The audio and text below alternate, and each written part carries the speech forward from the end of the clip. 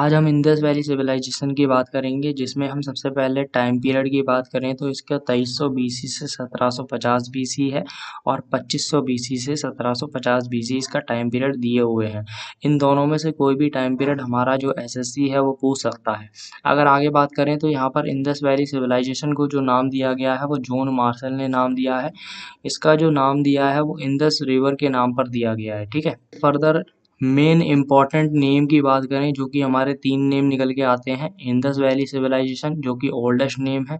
Bronze as क्यों दिया गया है? क्योंकि यहाँ पर हमारा जो मैक्सिमम एविडेंस देखने को मिलता है वो हमारा इस सिविलाइजेशन में ब्रोंज का देखने को मिलता है।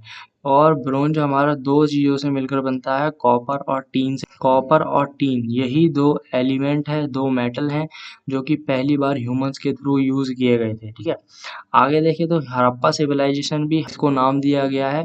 और हड़प्पा सिविलाइजेशन इसको इसीलिए नाम दिया गया क्योंकि हड़प्पा पहली साइट थी जो कि डिस्कवर की गई थी। सरस्वती सिंधु सिविलाइजेशन भी इसको कहते हैं क्योंकि यहाँ पर हमें बहुत सारी ऐसी साइट्स हैं जो देखने को मिलती हैं हमारी इंडस सरस्वती रिवर के साथ। फर्दर हम एक्सप्लेनेशन देखें तो यहाँ पर हमारा इंडस वैली सिविलाइजेशन हमारी कहाँ से कहाँ तक फैली हुई। तो नॉर्थ और साउथ में अगर देखें तो नॉर्थ में मांडा और साउथ में दाइमाबाद आता है। वेस्ट में हमारा सुतका जिंडर और ईस्ट में हमारा आलमगीरपुर आता है। ठीक है, ये हमारा आलमगीर है या फिर आलमगीरपुर, कोई कुछ भी कह सकते हैं। मांडा की बात करें तो ये हमारा जम्मू कश्मीर में आता है। आलमगीर हमारा जो यूपी में आता है। दाइमाबाद हमारा महाराष्ट्र में आता है। सुतगा जिंडर हमारा पाकिस्तान के अंदर आता है। मांडा में हमारा चेनाब रिवर है, चेनाब कोस्ट है। और आलमगीर में हमारा हिंदौन कोस्ट है। दाइमाबाद में हमारा क्या है, ये गोदावरी कोस्ट के पास बना हुआ है। और सुतगा जिंडर में हमारा जो है 10 कोस्ट बना हुआ है, जहाँ तक ये जो इंडस वैली सिविलाइजेशन है यहाँ तक फैली हुई है। ये जो सिविलाइजेशन है 10 एरियाज को, 10 साइट को जो है ये कवर करती है, या फिर हम कह सकते हैं जहाँ तक ये फैली हुई थी।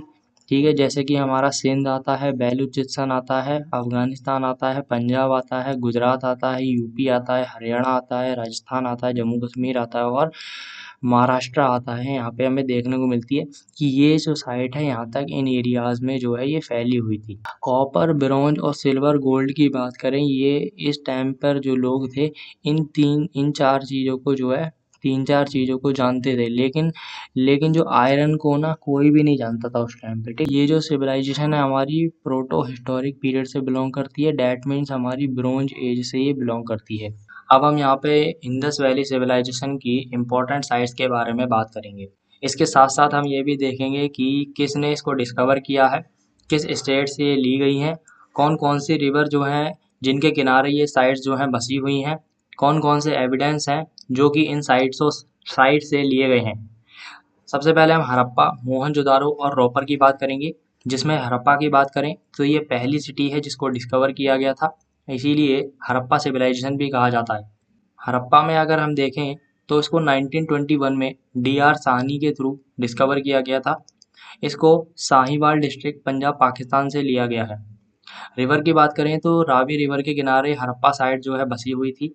एविडेंस में देखें तो 6 ह्यूज ग्रेनरी है, rectangular seal, wheat and barley, R37 burial, symmetry H, fragmented torso of dance pose, crafted figure of mother goddess, ये सारे एविडेंस हमारे हड़प्पा में देखने को मिलते हैं। मोहनजोदारो की बात करें तो ये इंडस वैली सिविलाइजेशन की लार्जेस्ट साइट मानी गई है। मोहनजोदारो को 1922 में R.D. बैनर्जी के थ्रू डिस्कवर किया गया है। मोहनजोदारो को लरकाना डिस्ट्रिक्ट सिंध पाकिस्तान से लिया गया है। रिवर की बात करें तो इंडस रिवर के किनारे ये मोहनजोदारो जो साइट है वो बसी हुई थी। रिसिप्ट की बात करें या फिर हम कहें एविडेंस कौन कौन से हैं, तो लार्ज बाथरूम है, लार्ज ग्रेनरी है, bronze statue of dance. Bronze statue of dance का मतलब है कि ऐसा स्टैचू जिसके राइट हैंड जो है राइट कमर पे रखा हुआ था, ऐसा हमें स्टैचू देखने को मिला है।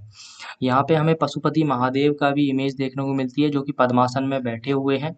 और इनके आसपास हमें 5 एनिमल की पिक्चर भी देखने को मिली है पशुपति महादेव के पास, जो कि हैं हमारे एलिफेंट, बफेलो, राइनो, टाइगर और डियर।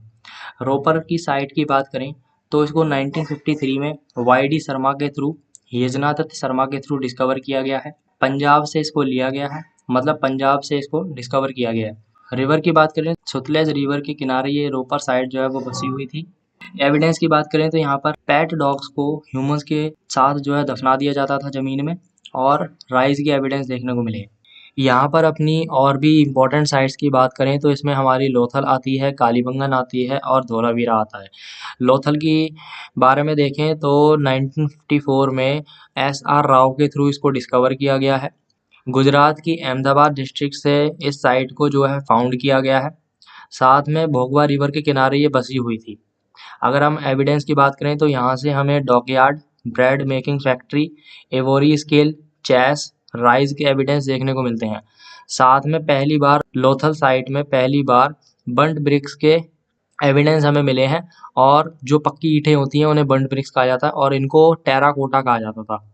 साथ में फायर एटलर्स के भी एविडेंस हमें देखने को मिले हैं लोथल में, मतलब हवन कुंड के एविडेंस मिले हैं। कालीबंगन की बात करें तो इसको 1951 में डिस्कवर किया गया था अमलानंद घोष के थ्रू, और 61 में बीवी लाल और बी के थापड़ के थ्रू इसको डिस्कवर किया गया। और कालीबंगन को हनुमानगढ़ राजस्थान से इसको जो है ढूंढा गया है। इस साइट के किनारे जो रिवर हमें देखने को मिलती है वो है हमारी घाघर रिवर, जिसके किनारे ये जो जिसके बैंक या फिर हम उसके पास आसपास जो कालीबंगन रिवर है वो बसी हुई थी। एविडेंस की बात करें तो यहाँ से हमें एविडेंस ऑफ प्लग्ड फील्ड्स, मतलब कि जुते हुए खेत के एविडेंस हमें देखने को मिलते हैं कालीबंगन से। मड ब्रिक बिल्डिंग देखने को मिलती है, मतलब कि जो मट्टी की ईंटें बनती हैं उससे बिल्डिंग बनाई जाती थी। साथ में हमको जितने भी हाउस होते थे, जितने भी घर होते थे कालीबंगन साइड में, उसमें हमें कुएं देखने को मिले हैं। ज़्यादातर हाउसेज में हमें कुएं मिले हैं, और मेसापोटामियन सिलेंड्रिकल सील भी हमें देखने को मिलती है। और यहाँ पर हमें फायर एंटलर्स के भी एविडेंस मिले हैं हवन कुंड के। धोलावीरा की बात की जाए तो 67 में 68 में जेपी जोशी के थ्रू इस साइट को डिस्कवर किया गया है, और गुजरात के रण ऑफ कच्छ से इसको लिया गया है। धोलावीरा की जो नियर बाय जो रिवर बहती है वो हमारी कौन सी है, लूनी रिवर है। अगर इस साइट के एविडेंस की बात करें तो यहाँ से हमें एडवांस वाटर मैनेजमेंट सिस्टम हमें देखने को मिला है, जहाँ पर रॉक से, चट्टानों से वाटर को रिजर्व किया जाता था। लार्ज वेल मतलब कुएं हमें देखने को मिले हैं, एंड बाथ। साथ में हमें यहाँ पर इंस्क्रिप्शन बोर्ड भी मिला है, जिससे 10 सिंबल्स या फिर अल्फ़ाबेट हम कह सकते हैं उस इंस्क्रिप्शन बोर्ड से हमें मिले हैं। ये धोलावीरा एक अकेली साइट है जो कि 3 पार्ट में डिवाइड थी। यहाँ पर अगर और भी हम अपनी इम्पोर्टेंट साइट्स की बात करें तो हमारी बनावली आती है, राखीगढ़ी आती है और चन्होदारो आती है। बनावली को सन 73 में आर.एस. भिष्ट के थ्रू डिस्कवर किया गया है फतेहाबाद हरियाणा से, और घाघर रिवर के किनारे ये बसी हुई थी। रिसिप्ट डैट मीन्स एविडेंस की बात करें तो यहाँ पर क्ले फ्लोर किला देखने को मिलती है, मतलब कि हमें पक्की ईंटें के एविडेंस हमें यहाँ से मिले हैं। लैक ऑफ ड्रेनेज सिस्टम के एविडेंस मिले हैं, मतलब कि यहाँ पर ड्रेनेज सिस्टम की क्या थी, कमी थी। राखीगढ़ी की बात करें तो 1997 में अमरेंद्र नाथ के थ्रू राखीगढ़ी साइट को डिस्कवर किया गया है हिस्सर हरियाणा में। घाघर रिवर के किनारे ये जो राखीगढ़ी साइट है वो बसी हुई थी, और राखीगढ़ी एक सबसे बड़ी लार्जेस्ट इंडियन साइट है इंडस वैली सिविलाइजेशन की। चन्होदारो की बात करें, चन्होदारो को 1925 में मैके और 31 में एम.जी. मजूमदार के थ्रू डिस्कवर किया गया है सिंध पाकिस्तान से। इंडस रिवर के किनारे ये जो साइट है वो बसी हुई थी, और यहाँ से हमें एविडेंस मिलते हैं इंक पॉट के। इंडस वैली सिविलाइजेशन में हमें ग्रिड सिस्टम देखने को मिलता है, जिसका मतलब है कि जो हमारी जो स्ट्रीट जो गलियां होती थी इसमें 90 डिग्री एंगल पे कटी होती थी, और ये जो गलियां हैं 90 डिग्री एंगल पे कटे होने की वजह से पूरे टाउन को 2 लार्ज रेक्टेंगुलर ब्लॉक्स में डिवाइड करती थी। हम कह सकते हैं 2 पार्ट में डिवाइड करती थी, अपर पार्ट और लोअर पार्ट। अपर पार्ट की बात करें तो यहाँ पर पब्लिक बिल्डिंग्स या फिर जो रूलिंग क्लास मेंबर्स होते हैं, बड़े-बड़े जो राजा महाराजा टाइप होते हैं, वो रहते थे। और लोअर पार्ट में जो है कॉमन पीपल्स के लिए बने थे, जो कि जहाँ पर कॉमन पीपल्स रहा करते थे। आगे इसमें मेन क्रॉप्स की बात करें तो वो है हमारी व्हीट और बार्ली है। यहाँ पर हमें राइस के एविडेंस देखने को मिले हैं, जो कि लोथल में और रंगपुर गुजरात में। रंगपुर जो है गुजरात में है, वहाँ से हमें राइस के एविडेंस मिले हैं, और लोथल से। एनिमल में बात करें तो लायन की, और मेटल में बात करें आयरन की, और क्रॉप में बात करें शुगर केन की। इस टाइम पर जहाँ पर लोग इन तीनों में से किसी को भी नहीं जानते थे, ना तो लायन को, ना तो आयरन को, और ना ही शुगर केन को, ठीक है। इंडस वैली सिविलाइजेशन की इकोनॉमी की अगर हम बात करें तो इसमें हमारा जो है मेन आइटम जो बोली गई है वो हमारी कॉटन है, क्योंकि जो इंदस जो पीपल होते थे मेसोपोटामिया और पर्सिया के साथ जो है ट्रेड करते थे। जो मेसोपोटामियन लोग हैं कॉटन को सिंदोन कहते थे, और मेसोपोटामिया जो लोग हैं हड़प्पन पीपल्स को मेलुहा कहते थे, और मेसोपोटामिया इसको ओल्डेस्ट सिविलाइजेशन कहा गया है। मतलब कि पूरे वर्ल्ड में सबसे पुरानी सिविलाइजेशन है हमारी मेसोपोटामिया सिविलाइजेशन, ठीक। हड़प्पा को छोड़कर, मतलब हड़प्पा अलग है और मेसोपोटामिया अलग है, ठीक है ना। एग्रीकल्चर बेस्ड इकोनॉमी बोली गई है इंडस वैली सिविलाइजेशन की, जो एग्रीकल्चर बेस्ड इकोनॉमी बोली गई है, और इसको बैकबोन कहा गया है एग्रीकल्चर को।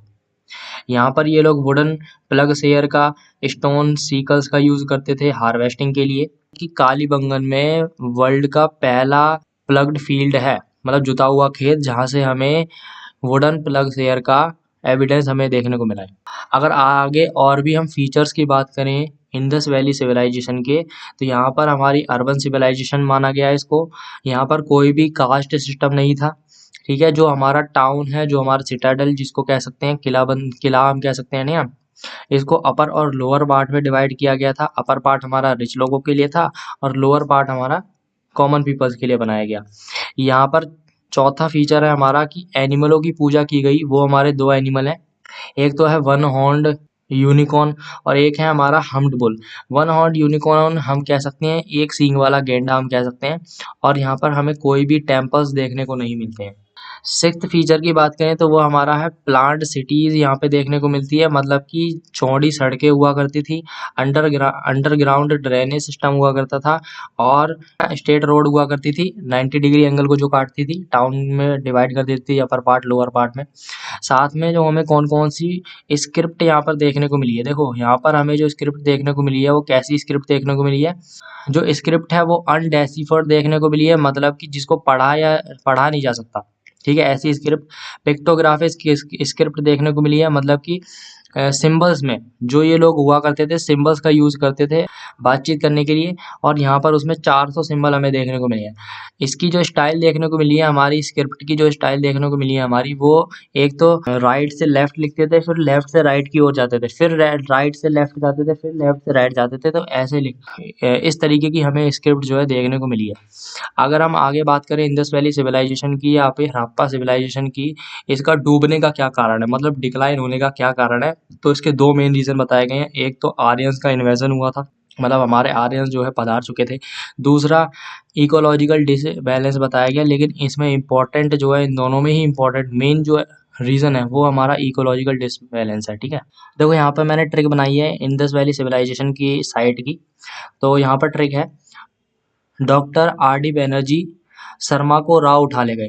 डॉक्टर से हमें याद रखना है D R Sahni, R D Banerjee हमारे आगे, और शर्मा से याद रखना है वाई डी शर्मा, ठीक है, वाई डी शर्मा, और राव से याद रखना है एस आर राव। फिर वो कहते हैं, अबे घूस, वीवी और बी के थापड़ को बुला। जोशी जोशी को हमें ज्योतिषी से याद रखना है, ज्योतिषी को लेकर चलते हैं भिष्टनाथ के दरबार में। भिष्ट को हम कुछ भी मान सकते हैं, यहाँ पे भगवान या फिर कोई भी देवी देवता मान सकते हैं। भिष्टनाथ के दरबार में चलते हैं मजूमदार बनने, फिर उसको छुड़ा कर लाएंगे।